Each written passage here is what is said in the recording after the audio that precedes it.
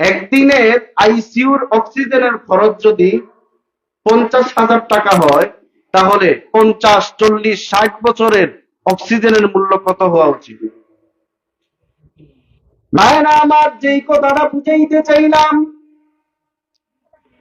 আইসিইউতে একদিনের অক্সিজেনের মূল্য যদি 50,000 টাকা হয়, যেই মহান রব্বুল আলামিন তার রহমতের আইসিইউতে আমাকে আপনাকে সারা জীবন অক্সিজেন দিয়া গেলেন, তিনি তো একটা টাকাও কোনোদিন চাইলেন না। চাইছেন? আমার কাছে চান নাই।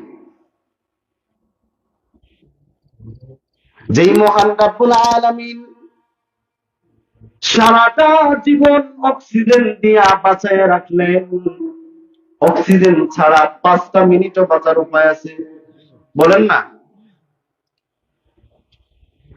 যেই অক্সিজেন ছাড়া 5 মিনিট বাঁচতে পারবো না, আল্লাহর দেওয়া সেই অক্সিজেন দিয়া কেমনে আমি আল্লাহর নাফরমানিতে ডুব দেই?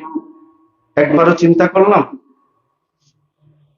আজকে চিন্তা করবেন, বালিশে মাথাটা লাগাইয়া চিন্তা করবেন, যেই আল্লাহ রব্বুল আলামিন আমাকে অক্সিজেন দেন, 24 ঘন্টা অক্সিজেন দেন, ওই মহান রব্বুল আলামিনের নাফরমানিতে লিপ্ত কেমনে হই?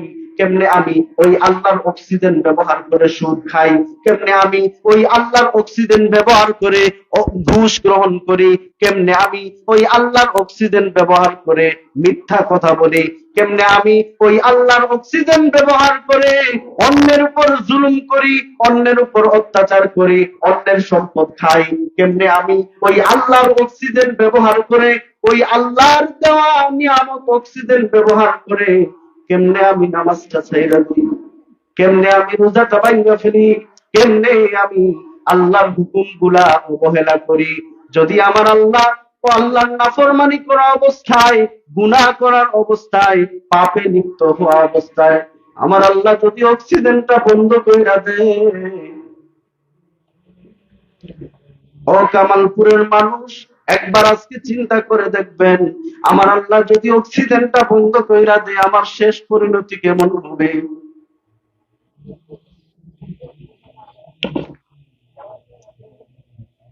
আল্লাহ রাব্বুল আলামিন আমাদেরকে সঠিক বোঝ দান করুন।